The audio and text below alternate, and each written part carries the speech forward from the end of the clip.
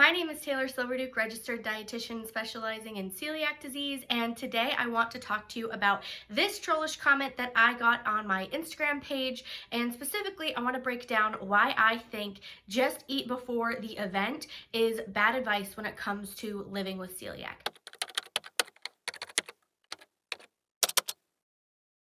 But first things first, my name is Taylor Silverduke, registered dietitian specializing in celiac disease with over 10 years lived experience with celiac myself, and I help people with celiac disease live the least restrictive lifestyle as safely possible for them while still enjoying and having an abundant social life. So I firmly believe you don't have to give up beautiful life events like birthday parties, restaurant dinners, celebrations, etc. that are centered around food. I believe that you can participate in these things and still stay safe. And that's exactly what I teach people how to do. I'll talk more about that later if you're interested. But now I want to get into why I think this advice is bad advice, why I think it's not helpful to just tell someone with celiac to eat beforehand and it's gonna be fine. So the first thing I want to say is acknowledging the whole comment altogether. I think that the entire comment was largely discrediting the celiac experience. And what I mean by that is, with celiac disease, a lot of things change and there's a lot of natural grief and natural fears that pop up that can make it hard for you to feel like you can do normal everyday activities or normal events like go to birthday parties or attend drinks with friends after work, etc. And by saying that people are embodying the victim mentality by being afraid to go partake in these everyday events is discrediting the very real and very valid fears and grief that shows up with celiac disease around these events. And so first, I just want to acknowledge that and acknowledge that this comment is just extremely discrediting of the entire human experience and the struggle that happens with celiac, and I don't support or condone that.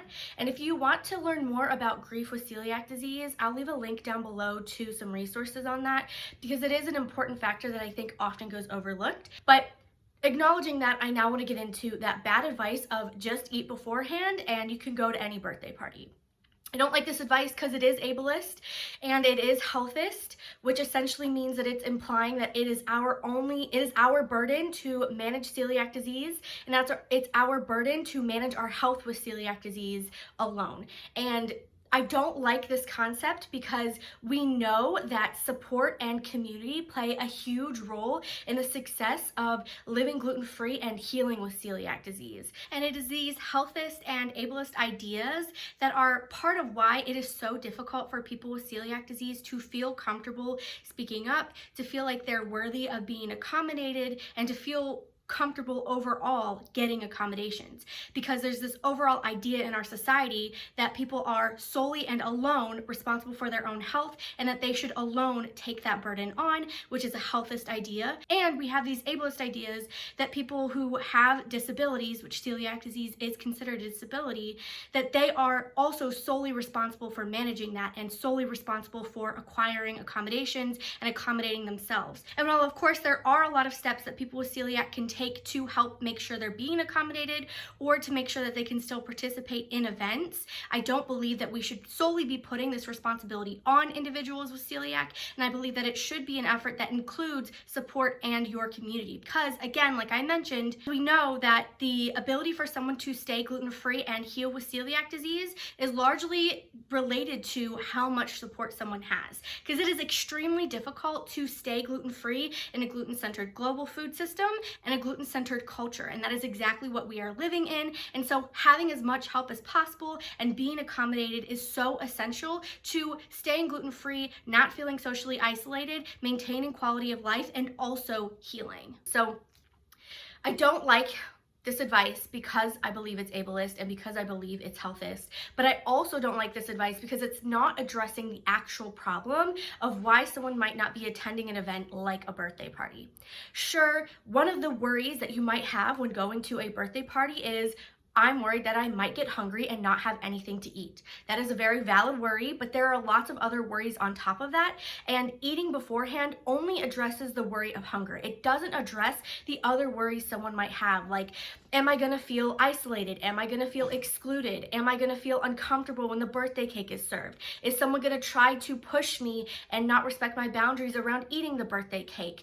Am I gonna be able to eat anything at the party? Are people gonna ask me why I'm not eating anything at the party? Am I gonna feel like I'm still included when everyone's having a slice of birthday cake and I'm sitting there with nothing? Am I gonna feel what's gonna happen? There's a lot of other worries that come up when you're thinking about going to a birthday party than just, am I going to go hungry? And so that advice of just eating beforehand literally does not solve any of those other problems. And might I add, all of those other problems are because food is not just fuel. Food is not just here to subside our hunger cues. And with celiac disease, we are made so largely aware of that because suddenly our ability to celebrate our 100-year-old great-grandfather around a birthday cake is impaired. We can't build that connection with our family members celebrating our old great-grandpa anymore because we don't get the cake.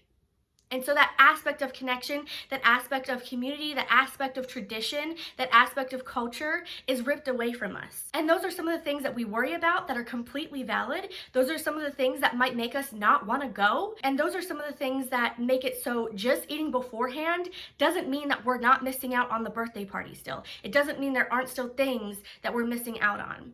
And so it's not a complete strategy. But I will say I do think eating beforehand has a place in your overall strategy in attending these kinds of social events.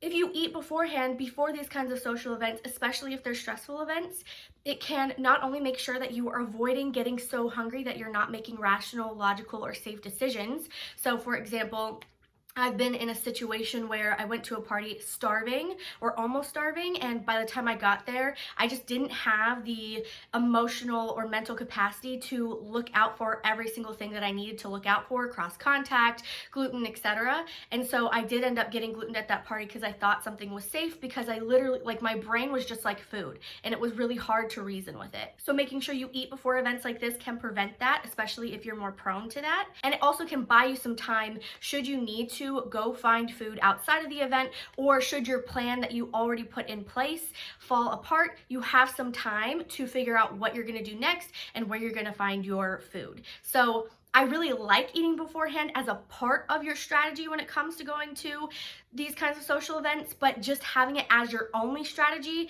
I believe, is an ableist and healthist recommendation. And I'm not saying that anybody who has ever said this is healthist or ableist, but I do think in the context of discrediting the celiac experience and saying that people are in a victim mindset when there are very real and valid fears and very real and valid grief that shows up with these kinds of events that might prevent someone from showing up, I think it's ableist and healthist when it's presented in that context. I also think it's ableist and healthist when it's presented in the context of the only solution to going to these kinds of events, further continuing to perpetuate that it is your burden alone to manage celiac disease and stay gluten-free. And granted, again, like I mentioned, a lot of that burden is yours. It is totally important to also make sure you have a support system and a community that's helping shoulder that burden as well, and that the people around you are educated, because that is a huge indicator of success when living gluten-free, because it's quite impossible to do it all alone in a culture that is centered around gluten. But I digress, another rant for another day. I also think that it is ableist and healthist when it's presented in the context that someone sharing that they got gluten at an event, and then people responding, and I often see this happen in Facebook groups the most, people responding saying, that's why I just eat before the event, or that's why I just bring my own food. And I think, again, all of those strategies have a place, but it doesn't solve all of the problems, and that's why you need a complete strategy when it comes to attending social events, not just a strategy that tells you to just eat beforehand. If you agree with me and you don't like the advice, just eat beforehand, in the context of that's the only strategy you should apply, then go ahead and hit the like button. Comment down below your thoughts on this advice. And if you want more help with living with celiac disease and you want simple strategies and clear-cut information on how to stay celiac safe while still having a vibrant social life, go ahead and check out the Celiac Crash Course. It's a self-paced course led by me, a celiac dietitian with over 10 years of lived experience with celiac. So you'll get lots of have evidence-based tips and tricks from somebody who's been living with celiac and doing this all themselves. And this includes guides and tips and tricks to special food events like conferences, dinner parties, different holidays, etc. So if you need that help and no one taught you how to stay celiac safe and you want to learn from a celiac dietitian, I cover all of the basics to help you stay celiac safe in the USA. In that course, there'll be more information linked down below. And all of that said, go ahead and hit the follow button if you want more videos from a celiac specialized registered dietitian, and I will see you in the next one.